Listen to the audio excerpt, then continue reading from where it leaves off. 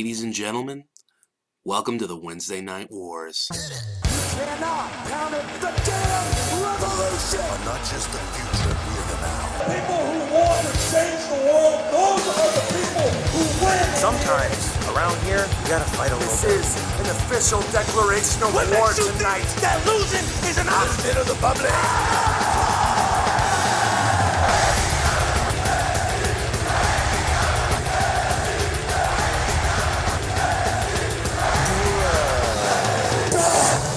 How is it going, everybody? Yes, it's true. It's damn true. The Wednesday Night Wars are finally here. It's time. AEW versus WWE. Wednesday Night Dynamite versus NXT. Triple H versus Cody Rhodes. Vince McMahon versus Tony Khan. Hangman Adam Page versus Johnny Gargano. Kenny Omega versus Adam Cole, baby. Velveteen Dream versus Sonny Kiss. This is Dr. Danger's Lengua Deluxe podcast, and I am your host, Dr. Danger.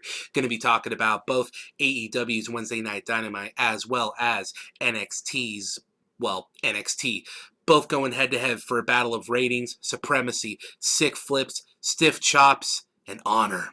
Tensions have been brewing for the last however many months, maybe even close to a year, and both sides are ready to burst at the seams from the passion, the aggression, the attitude, the art. So I watched both shows. I've got detailed-ish notes on both of them. So I'm not sure which order starting that I feel like is the most natural for me. This week I'm going to start with NXT and then go to AEW. And then next week I'll talk about AEW. And then I will talk about NXT. And then, I'll see which one felt more natural to me or whatever. Or I'll ask anyone that listened, I'll ask for your opinions and we'll go from there. All right, so, man, I'm stoked. Here we go. Let's start with AEW's Wednesday Night Dynamite. Also, for any who might be curious, that song in the beginning of this was Slayer's War Ensemble, sent to a bunch of random NXT and AEW related promos throughout the years.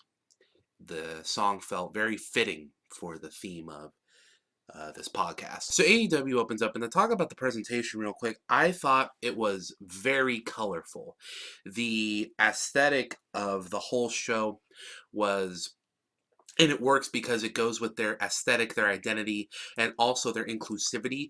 The big color scheme, I almost said gimmick, but the big color scheme was, it wasn't just rainbow, but it was like exploding paint going everywhere. So when they had their graphics, when they showed like say Chris Jericho versus Cody or whoever, it was like big explosions of paint in the background. I thought that was very neat, nice. It was different and unique. It gave it a big, vibrant, colorful, just lifeful vibe. And more importantly, it gives it a youthful vibe, which has been a clear and consistent part of their marketing scheme, is trying to attract those young fans, if Jungle Boy's Instagram is anything to go by. The pyro is low budget, except for Cody, of course, and I think Kenny had some big pyro too. But the opening pyro, typical welcome to the show pyro, brah, brah, brah, brah, the choreography. The crowd was hot, very hot, duh, obviously, holy shit, it's the markiest of the marks, and I don't mean that fully as an insult. The commentary team, IMO, in my opinion, is a fucking dream team. You've got Jim Ross, and who needs no introduction. You've got Tony Schiavone, and I love Tony Schiavone. I always felt bad for him. I felt, listening to his commentary about WCW, whatever, I always thought, some of the stuff he said might have been dumb or whatever, but he really tried to work with his shit scripts. And thankfully, Conrad Thompson, giving him that platform to have his podcast, What Happened When?, was a great way to reintroduce him to wrestling fans, and he's had like this career resurgence from it, and I'm really happy that he's gotten the second chance, because you can always tell he loved wrestling.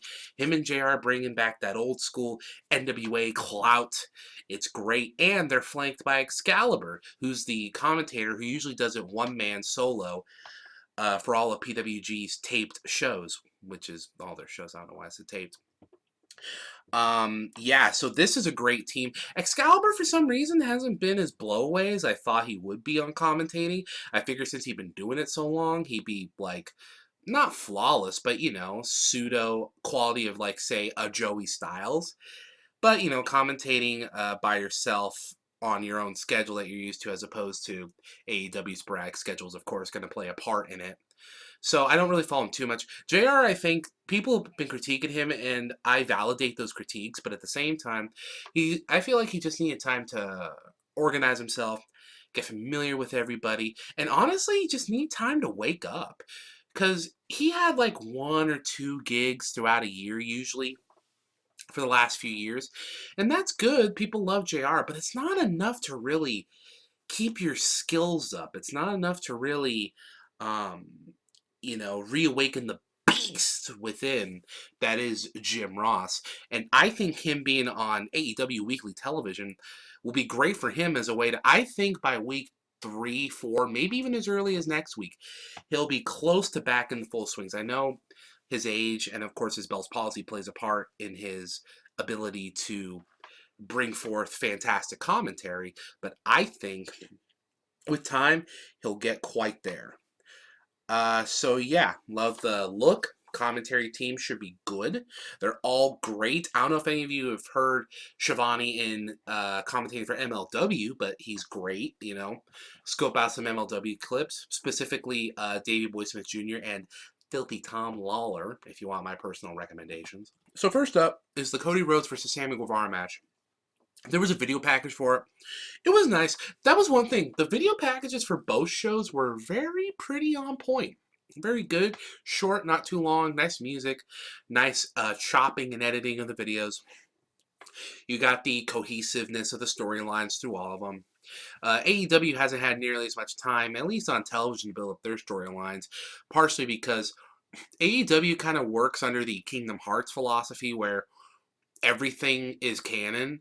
So like, this press conference, yeah, it's part of the build. Or, this Twitter post, yeah, it's all part of the build. It's all being the elite on YouTube. It's all part of the build. So, which is smart. I mean, other companies kind of do that, but sometimes they use it to break the kayfabe and go behind the scenes. WWE being the most egregious example of that.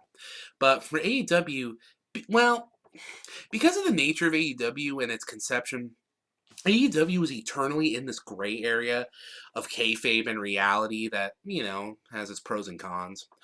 But so sometimes you can never tell, so it gives them an easy out, like when Kenny Omega makes comments about NXT and whatever, people could be like, oh, he's just saying that in character, it's part of the war. But, someone like Triple H says something and they're like, oh man, he's being an asshole.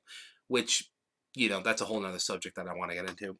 So, Cody comes out, and I'm going to tell you exactly what I wrote here. All caps.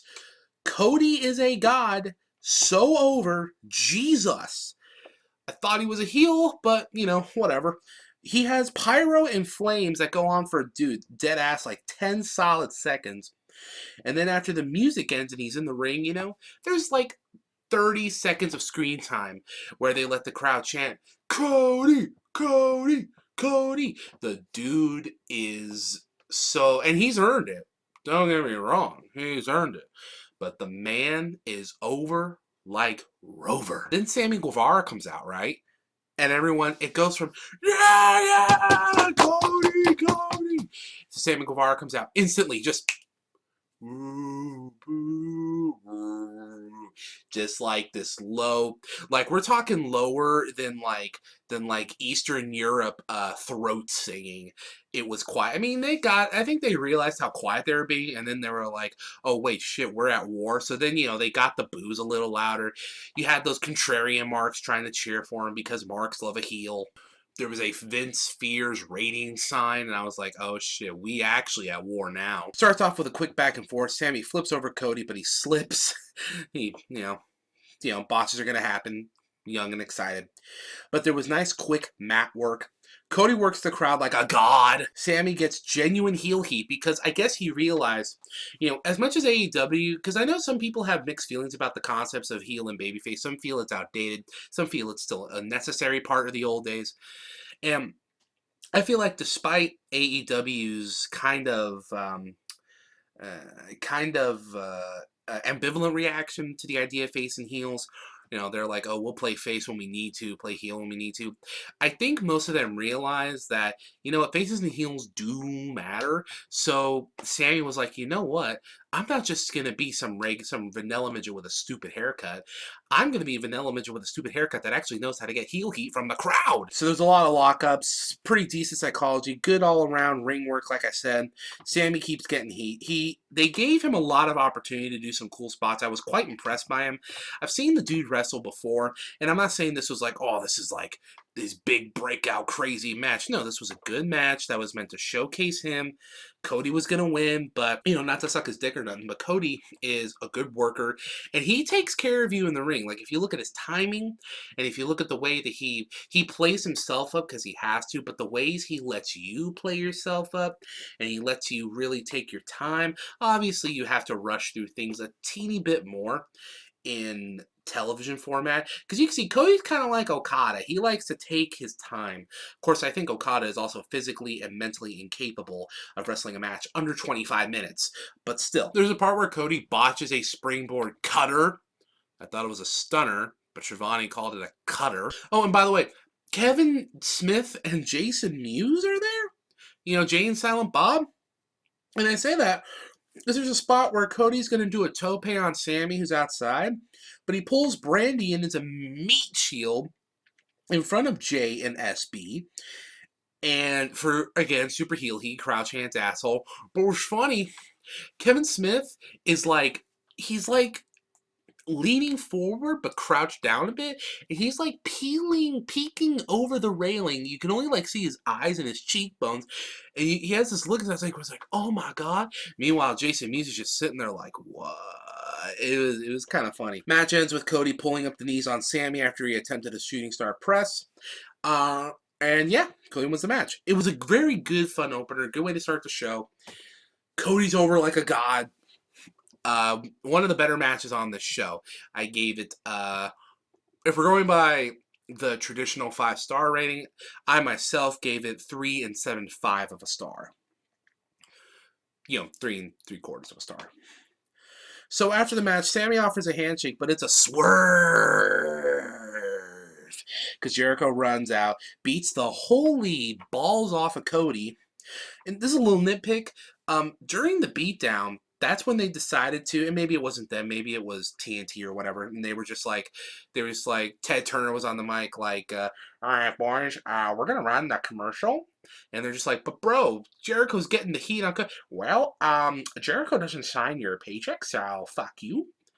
I don't know why I did that Ted Turner impression. I don't think he is even with TNT anymore. I think he gave it to somebody. So yeah, during the heat, the little screens on the right and the big commercials on the left, and like, I wish I could have heard that crowd. Jericho was doing everything. He beat him up for like 5 straight minutes.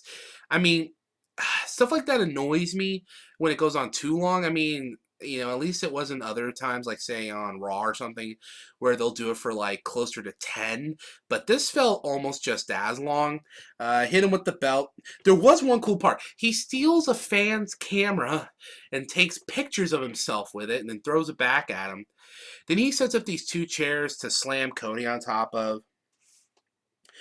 It's uninterrupted. The crowd didn't die during it, thankfully, but it wasn't too great or too strong. I don't want to be too hypercritical of AEW because I understand there are growing pains, but, you know, I also feel to myself I need to be fair and objective. And speaking fair and objectively, this did not gel too great with me. Next up is Brandon Cutler, a.k.a. Dungeons & Dragons, bro, a.k.a. DDBC, versus MJF, a.k.a. The Miz 2. MJF comes out, cuts a promo. He's great. Of course he's great. Cutler's a tall dude, but very quick, very agile. I've never watched him before AEW, but I heard his name get thrown around. But I gotta be honest, I thought he was only okay in this match, and this maybe isn't him, but the match was pretty short. There was a couple missed and botched botches by both. Cutler, though, to give him credit, he botched a move, but he worked it into a sell, so that was nice. You can tell he's a good worker. But MJF beat him with a submission move, but to me, I've never been a fan of, unless it's either a jobber or someone low on the card. And granted, I know because of the way the wins losses work, technically everyone is at a mid card except for Cody because he's undefeated. I'm never a big fan of when they tap immediately. I feel like the idea is to get the move over, but I want to see him fight. And this match was to obviously have MJF go over. He's the more established guy. He's the one that obviously they're gonna push with. But and I'll come back to this later when I talk about the Hangman Page and Pac match, which is next actually. But the idea is, sure, Brandon Cutler's going to lose, but let's get him over. Let's impress people. Let's really give him an opportunity to shine. And they didn't have a lot of time, and Brandon Cutler only came off as okay, but unlike Sammy, and granted he's involved in a bigger angle, but unlike other people on other shows in these type of matches, he just kind of came off as just a guy, but hopefully with time, he'll have opportunities to improve. But overall, not too crazy impressed with Brandon. I gave that 2.7 wait, how do I say it? Yeah, 2 3/4 of a star. I feel like maybe that's being too nice, but whatever. Segment with Kevin Smith and Jason Mewes. It was cringe. Someone's talking to him. I guess Kevin Smith worked with Jericho on a movie. Then that one tag team that wears all the bright neon green look like it just came from a show for Municipal Waste. They say that line from Jay and Silent Bob where they're like, Morris Day and the time sucks, but Jason Mewes doesn't even respond with a variation of what Jay says. He's just like, yeah, you know what? You guys aren't cool enough to win. Or he says something like that. And I'm just like, I know we're talking about match quality here, but look, I'm just being fair, okay? If WWE had did this, everybody would have been making fun of it. So if I just let this go and don't talk about it, I'm not being fair to WWE or AEW, to be honest with you. Then there was an SCU promo. It was all right. It was kind of, again, it just felt rushed because SCU had a small video package there in DC. It was pre-taped. Then they come out, they're talking to somebody, and they're like, yeah, we're SCU, suck our dicks. And then the Lucha Bros come out, and Phoenix is like, well, you know what? Because they face each other next week in the tournament to determine who's going to fight in the finals match and then go to Full Gear to become the first tag team top champions or whatever. Lucha Bros come out, and Rey Fenix just says, we are going to, he's like, I will tell you, or something, why we are the best tag team in the universe. And then Pentagon just says, Cero Miedo. And then they punch each other, and then they fight. And then they leave, and they meet next week. Kind of left me wanting, but not necessarily in a good way. Next was Hangman Page versus Pac. So Page came out with both Pyro and Chaps. I spent 5 minutes while they were walking out, by the way, frantically Googling Pac when I realized I had no idea what Pac stood for, and that really bugged me. Because I'm like, okay, it's capital P, capital A, capital C. It can't be a reference to Adrian Neville.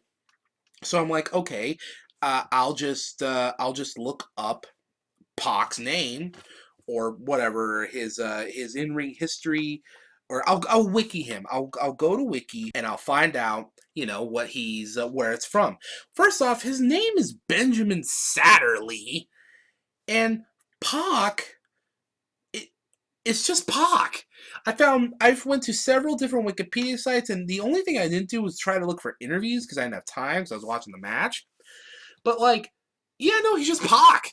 They're just like, all right, Neville, we need you to, all right, what are you going to come out as? You can't be Adrian Neville. Who are you going to come out as? He's like, call me Pac. And they're like, okay.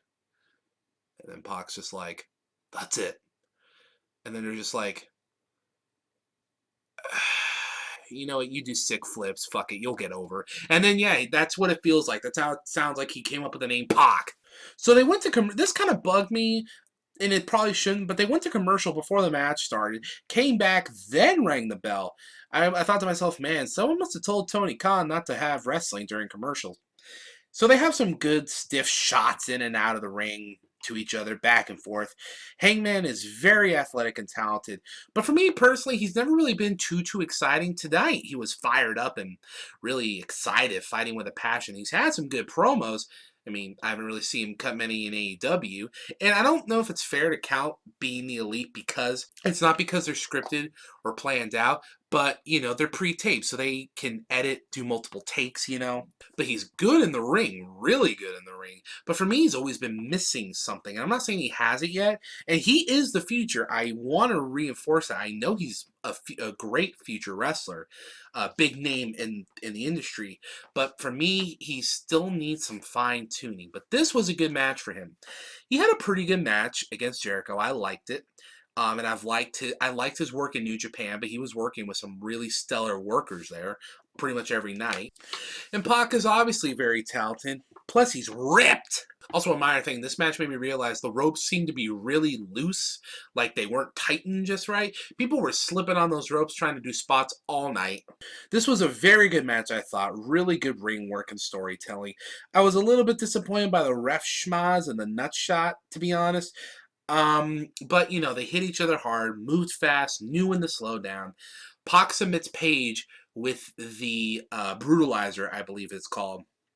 So now he's 2-0. Page is, what, 1-2, I think? I forget. So it's kind of funny.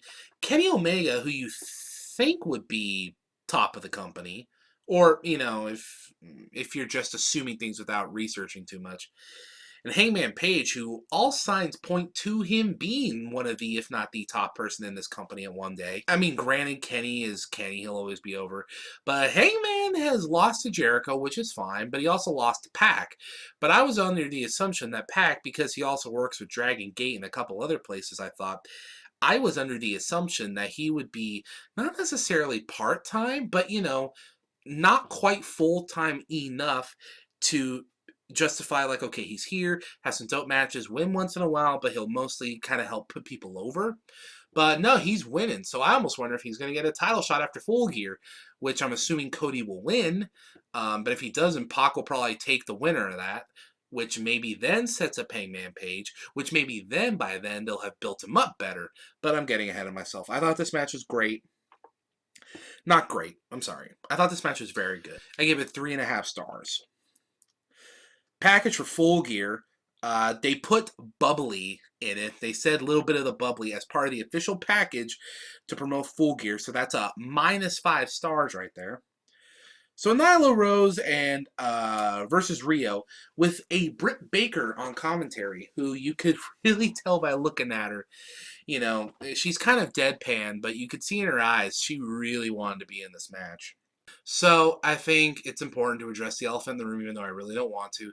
Let's talk about Nyla Rose real quick. I know there's a lot of, she's very controversial with some people, and I'm not going to validate or invalidate any criticisms or praise said about certain things about her when it comes to her as a person, a character, and a wrestler.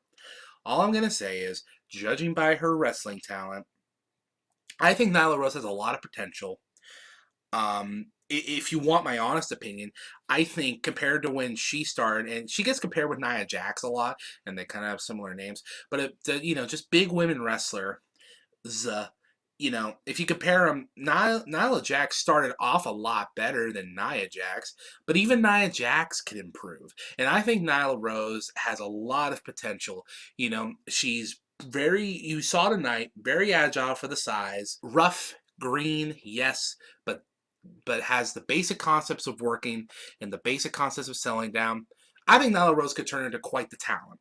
But we'll have to wait and see. That's all I'm going to say about that. So it was a typical big little match. Rio tries to bring her down. Nyla stops her. There's a spot where Rio tries to stomp Nyla's back when she's on the ground, but Nyla gets up when she stomps her, and Rio accidentally surfs Nyla for like 2 seconds. Back and forth. Nyla tries to submit Rio, gets the heat.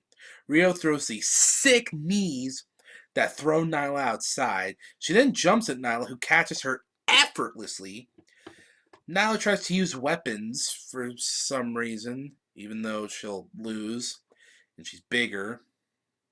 You know, that being said, Nyla did set up some chairs and swan-tonned onto a missing Rio, who she set upon. That was cool. That shows that, you know what, Nyla's a trooper. Does a leg drop while Riho's on the ropes. That was cool. A lot of back and forth. Some really good near falls.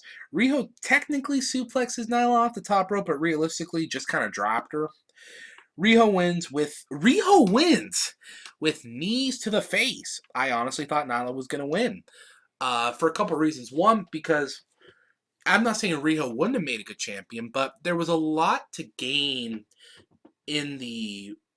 I feel weird saying this, but there was a lot to gain with Nyla Rose being champion in the quote unquote real world with her winning. Because either way, no matter how you slice it, because you're trying to appeal to the youth, it's a good PR move. Because either one, you have a Japanese woman winning, and if not, you have a transgender woman winning, which is a plus for not only diversity, but if Nyla Rose won, dude, that would have made headlines. That would have won.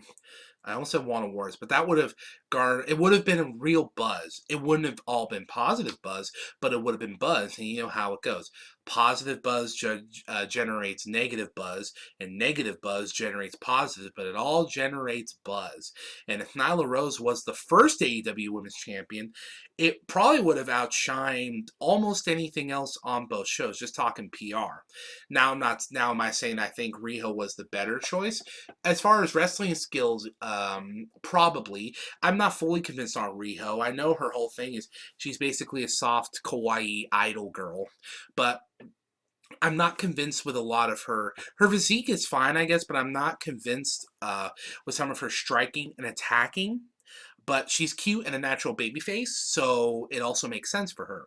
Either way, it was basically a win. It was a win-win, lose-lose, no matter who won. But realistically, it's more wins than loses. Again, no matter who won. Anyway, I actually really enjoyed this match. I found myself having a lot of fun, getting invested into it. There's some real good drama. They worked very well together. I'm gonna be honest with you. I thought this was my favorite match on this show. I gave it 4 stars. Next is Kenny and the Bucks versus Jericho and Tito and Tito? What the fuck? Kenny and the Bucks versus Jericho, Santana, and Ortiz. I don't know why I said Tito and Ortiz. Tito. What the fuck's even Tito? Am I thinking Toto? Am I thinking Dorothy's dog from Wizard of Oz? Am I thinking Toto the band? Am I thinking of the rain falling down in Africa? I don't think so. Fucking hope not. I didn't really realize it until looking through it, but, the Sammy, MJF, Pac, and all that. There's only, because next is the main event, there was only 5 matches on the show. Brand NXT only had 6, but, that extra match can, I don't want, not make a difference, what's what I'm looking for, but that match really adds on to the length of the show.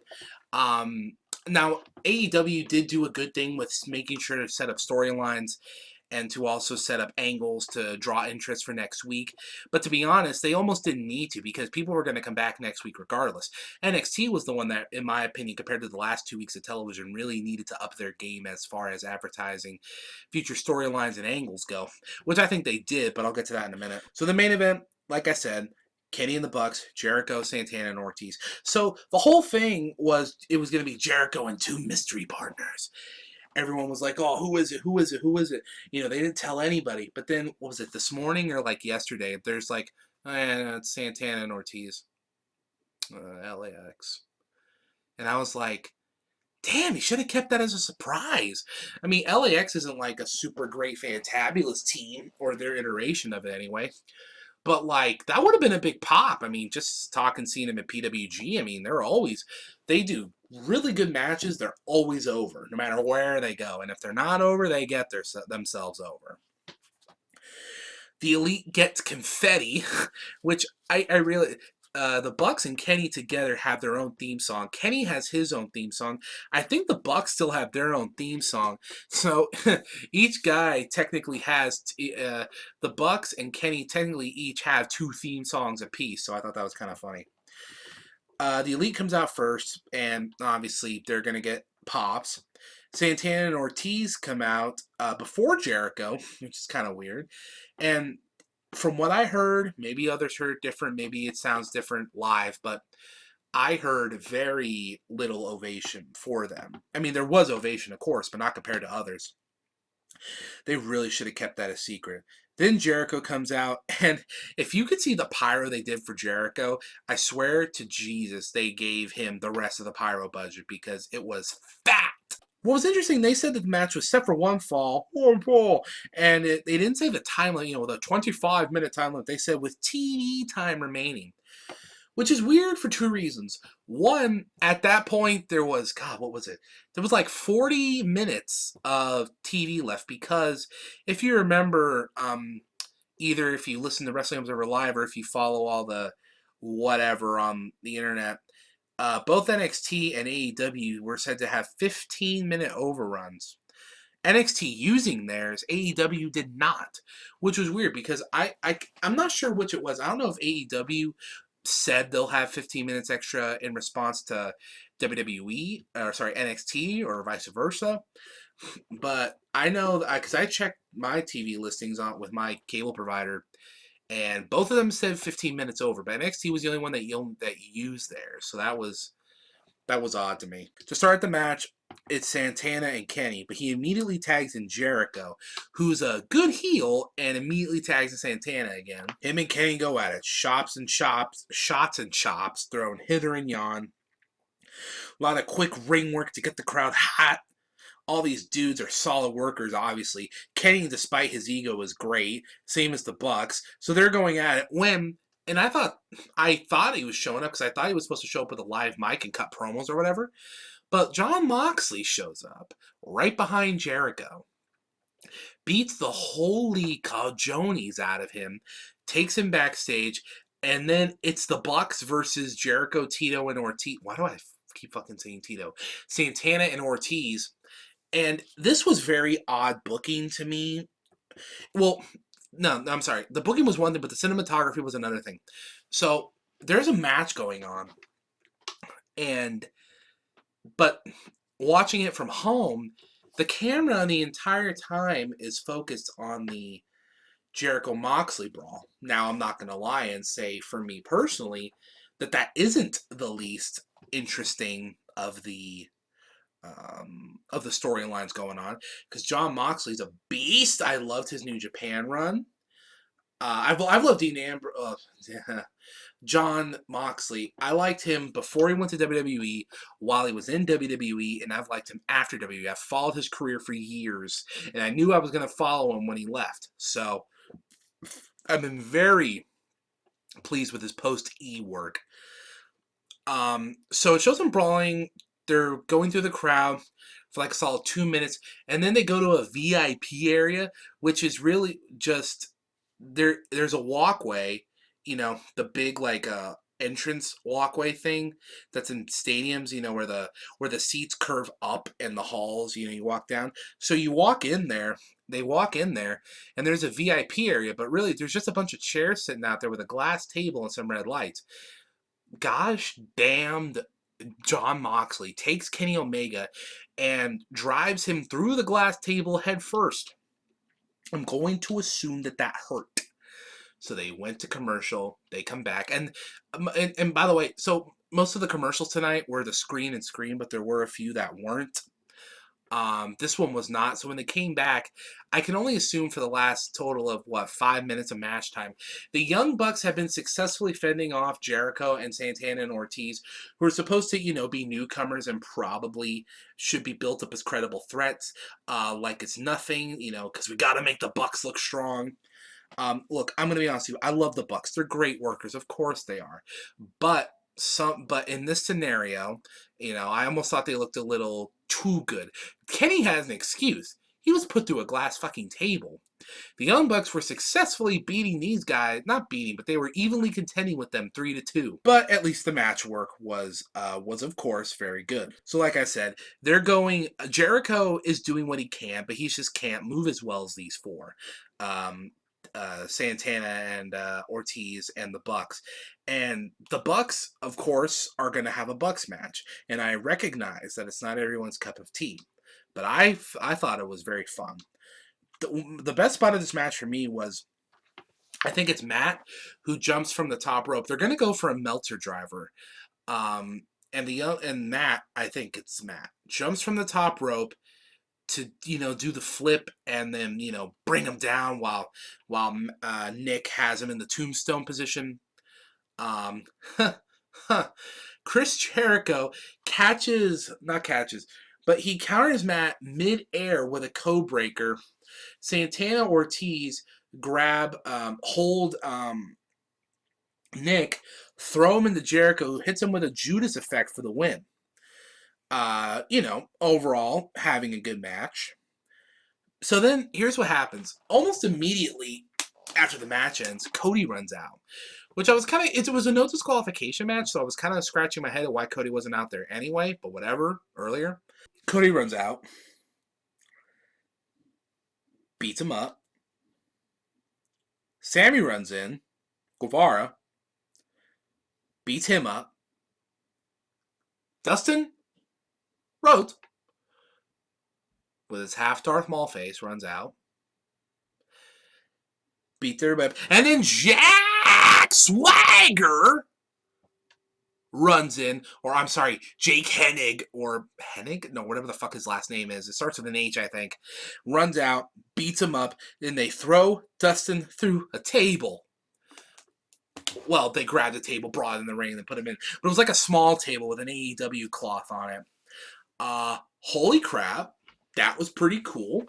I always thought that I'm just going to keep calling him Jack Swagger, because Jack's a cooler name than Jake, and I can't remember his last name. I always thought he was a good worker anyway, and I've actually been kind of stoked on his MMA career. So to see him here when realistically half of his purpose here is probably just to promote his fight with Bellator coming up, I thought that was a nice surprise. I thought that was pretty cool. Overall, I thought this match was, like I said, quite good. I gave it a 4. It's the same rating as Nyla and Neo. Hey, let's play Neo on the PS4. I thought it was, so that's the same rating as Nyla and Rio. But like I said, that was my favorite match on the show, but I didn't like it enough to give it that extra 2.5. So yeah, overall, it was a very good show. A good first show. Perfectly fine. I'll give more conclusive thoughts after I review NXT right now. NXT, October 2nd of the year 2019. So there's an opening promo by Corey fucking Taylor. That's sick. So I thought that they were going to shoot themselves in the foot when they did this, but they actually mostly did not.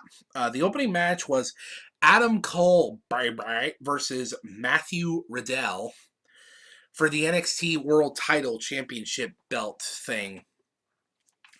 So they come out. Matt Riddle is over.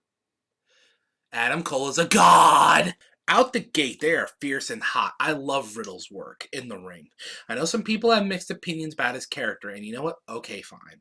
But in the ring, he goes from super chill bro to stiff but safe to quick, but he hits you hard, takes it down.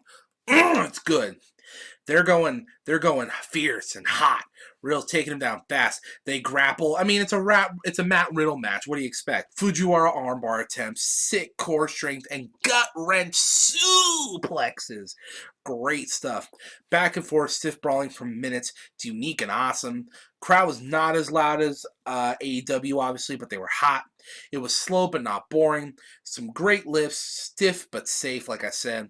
Not too much psychology and a little light on the storytelling in the early. But dude, there was so many good, sick, hard knees and kicks, suplexes and counter. The drama was hot. And unlike some matches tonight where the drama got hot later, the drama was hot since like minute 4.5. Near falls, and I wrote right here, because as of typing this, and I wrote this, as of typing this, I just wish the show didn't open with this. I don't know how they intend to top it. Cole hits that sunrise move of his. Riddle dodges the knee, puts him in a hole. Cole rolls him up. Riddle puts him in Fujiwara. Cole counters out. Riddle Fujiwara's his other arm. Cole hit him with an unpadded knee for the one. Oh, the win. I'm a dumbass and typoed. I wish Riddle had won because I'm a big fan, but it was great. No lie, this went, 15 minutes? I wish it had gone for 40. Because, bro, Gargano and Cole for an hour, I thought was good. I thought was really good. But if you were to give me Riddle and Cole for an hour, bro, that's a match of the year candidate. These two work great together. This was my favorite match of the whole night. I gave it 4.5 stars. Take a sip of water. Okay. And then Finn Balor comes out. I am so in love with this because he did some okay stuff on the main roster throughout the years. First Universal Champion, even though he never got a chance to hold it again. You know, he got killed by the Fiend, but now he's here on NXT. He'll be utilized better. B, he'll work with better talent, so he'll be able to remind everybody just how fucking great he is and why they signed him in the first place. And also, though, double-edged sword, since he was on the main roster, a few more people know him and know his name. So now he, in turn, will help bring a few people over to NXT because they'll want to see him. See, this is the great part about NXT being on USA now, because for years, right, we all thought it. Everyone's like, dude, NXT's way better than the main roster. But because it was network exclusive, not everyone could watch it. So you had people that knew the NXT superstars. You had people that loved and recognized their NXT clout. But not everybody got it in the mainstream audiences. But also because of that, not helped by the fact that Raw and SmackDown almost exist in separate fucking continuities compared to NXT. They would either change them or the crowds would be different, whatever. But now that NXT's on this elevated platform of Raw and SmackDown, hopefully, and this is perfect world, right? Now, NXT, there could be more consistency with NXT, the main roster, if there are any call-ups, And now, because they're on TV, the NXT guys should hopefully start getting, in my opinion, the appreciation they deserve as the best workers in the company. Most of them are the best workers in the company. I know some of it comes to the booking and the creative on the main roster, and it's not always the superstars. I respect that. But in NXT, everyone's just firing off on all cylinders all the time, and yeah, no, I'm stoked that Balor is going to be on Raw. That's only a good decision. And it's even better because he walks right up to Adam Cole. He doesn't challenge him for the title, but he grabs the mic and he says, Finn Balor is NXT. And before he can even finish it, the crowd pops huge. This was great. Candice LeRae and Shayna Baszler video package. It was good. Candice LeRae, more like Candice LeBay. I thought that was funny. Leo Rush versus Gulak video package. It was good. Sets up next week. Io Shirai versus Mia Yim. Mia Yim, more like Mia Yum. She's my wrestling waifu, but I will refrain from being too biased.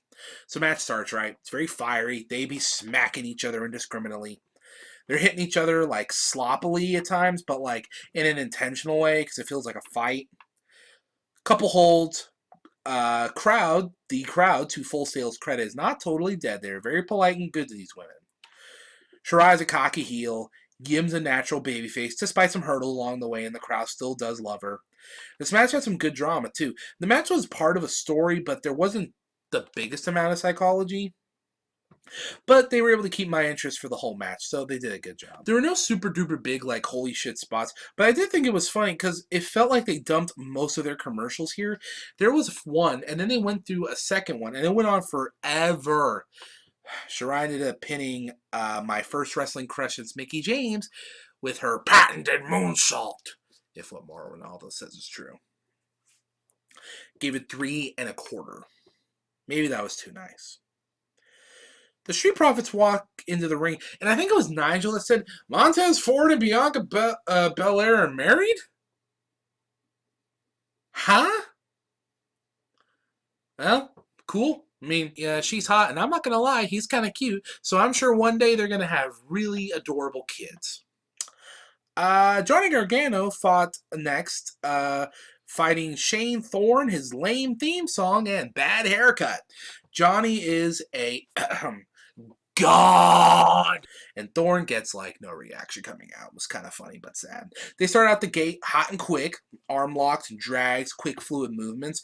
But what do you expect? It's Johnny fucking Gargano. And while Thorne is lukewarm with the crowd, he is a good worker. I think anyone that knew him prior to the E could admit that. Or can vouch for that, I mean. Shane got the heat on Johnny through the break. And I mean the whole break, like all 3 minutes of it mostly. Which, as you know, is a lot of time. You can do a lot of stuff, and a lot of stuff can happen in like a few minutes in wrestling. Gargano gets a comeback with strikes and clotheslines, bunch of lariats. Thorne counters with an elbow that blocks to block a tope. But Gargano is no-sell Superman. So he hits they call it a mid-rope spear launch, mid-spear rope launch thing. I don't fucking know. Then they start going at each other faster, waking the crowd up gradually. Gargano counters a knee with a forearm back and forth. It's a poison Rana, which I'm going to tell you something about myself right now. There are 3 moves that will always get a pop from me. In this order. Canadian Destroyer. I know it's overdone, especially in lucha matches. God, I know. But it's still sick. A poison Rana. Because, yes, it's done a lot now, but it's still sick. And the number 1 move that will always get a pop from me, and I don't know why, is a Spanish Fly. I love the Spanish Fly. It's awesome. So anyway, Johnny ends up pinning Shane after a super kick to the face that knocks the spit out of him. It was a pretty okay match. Not amazing, but it was good. Fun. I gave it 3.5. I feel like that's insulting to Johnny Gargano, but at the same time, he had to carry Jason Thorne. Jason Thorne? Shane Thorne. I feel like I wanted to say Jason Bourne. And I usually hate that stuff. Oh, so-and-so can be carried. But, bro, Gargano's a god-tier worker.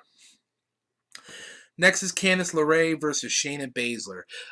The woman, so basically one of the cutest American wrestling gals in the business versus a very scary lady with no eyebrows, and it sounds like a 15-year-old boy. So Candice LeRae, I need to put over, is a very good babyface, and I really don't want to sound creepy, but seriously, she's peppy, fierce, but cute. Her and Johnny Gargano are the most adorable thing if you follow them on social media.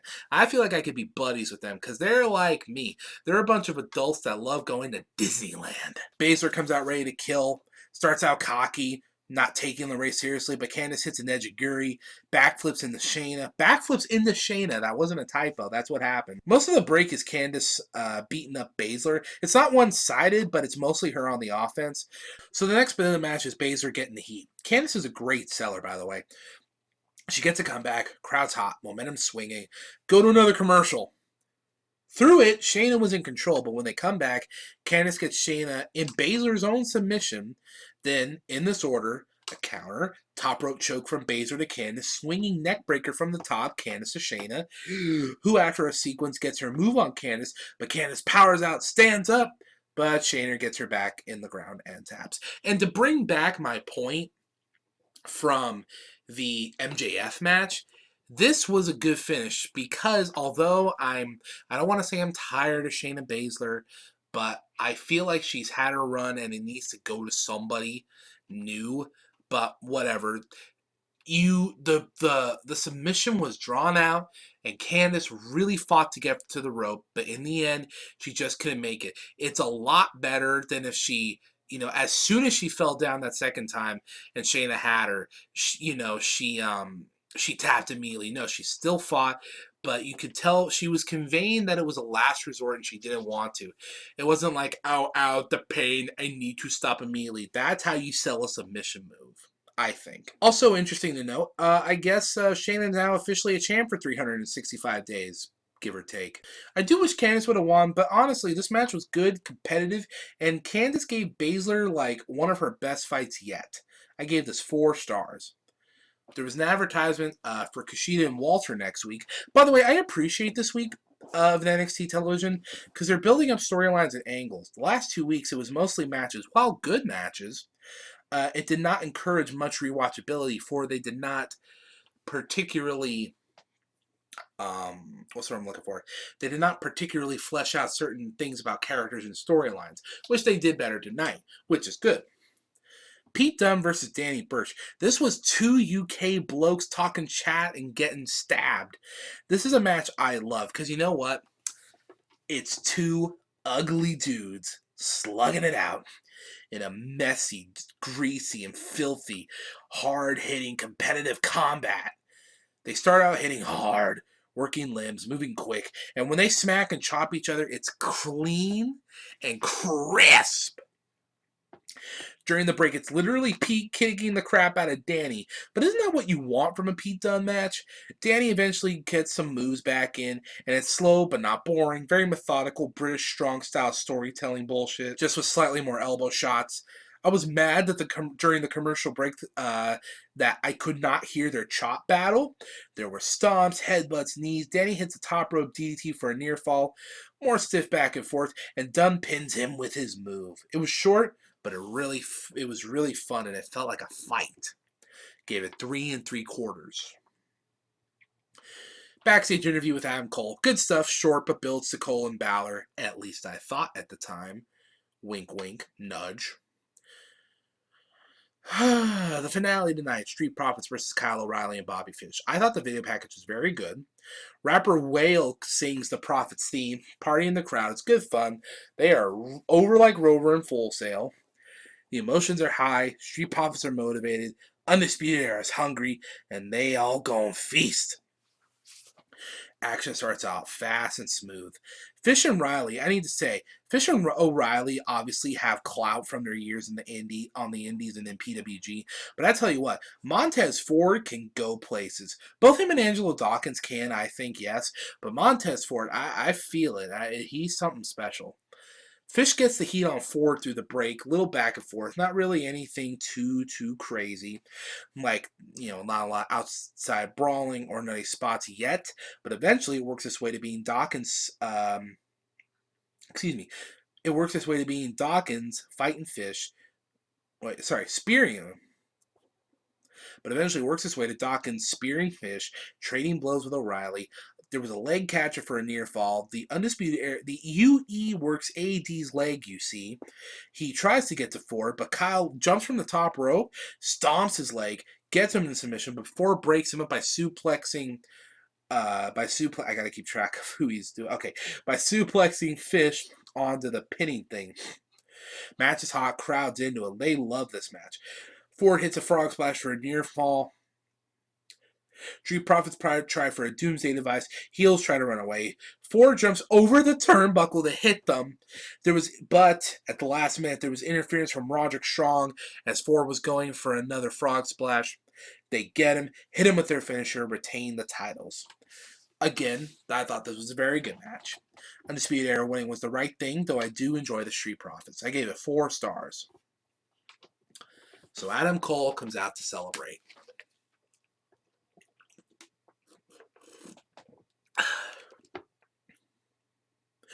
And Tommaso Ciampa returns to thunderous applause. So, and that's how the show ends, with them having a stare down. So, correct me if I'm wrong, does this mean we're going to be getting a Tommaso v. Finn v. Cole triple threat? That'd be sick, please? So that was NXT. This was a very good show as well, I thought. These were both very good first steps in the Wednesday Night Wars. Well, technically, this is NXT's third, but anyway. Which show is better? Well, in my opinion, Adam Cole versus Riddle, no-brainer. No-brainer. Not branger. No-brainer. Adam Cole and Riddle was a stronger opener. No shit. Though Mia Yim Bay and Candice and Shayna had, again, a good match. I actually preferred AEW's one women match to both of those. I liked both the main events about the same. AEW's crowd was louder, but that's because they were bigger. Cody and Moxley are gods, but so are Adam Cole and Gargano. This isn't the deciding factor, but the holy shit returns of Finn and Tommaso really benefited NXT and people coming back and tuning in next time. And this isn't inconsequential, I completely understand that. But dog, NXT's got Slipknot. So that last point aside, even taking away the returns for cheap pops, AEW for me had that MJF match and the Kevin Smith segment kind of sour in my mind. And while their main event was good, very good, and you could argue NXT's tag team main event might have went too long, AEW's main event felt disorganized and kind of rushed. So for quality, I give it to NXT this week. Now, as far as rating goes, I think AEW might come out on top because it's new. There's a lot of heat and buzz about it still. But we'll see. Overall, though, even though I give the edge to NXT in week 1, both shows were good, and I can't wait for next week, as I'm assuming you can't either. Well, everybody, if you made it this far, or if you just skipped using the time codes that I put in the video, either way, thanks for checking out Dr. Danger's Lengua Deluxe podcast. I've been your host, Dr. Danger. If you're interested, you can follow us at podbean.com. I'm working on getting us out onto YouTube at some point, somehow, some way. But yes, we're on podbean.com, and I'm going to try to get us on other platforms as well. I'm really hoping to be in here for the long haul for this Wednesday Night Wars. Now, that being said, next week I'm going to be away Wednesday, but when I get back, I am going to try to have this up either late Thursday or mid to late Friday.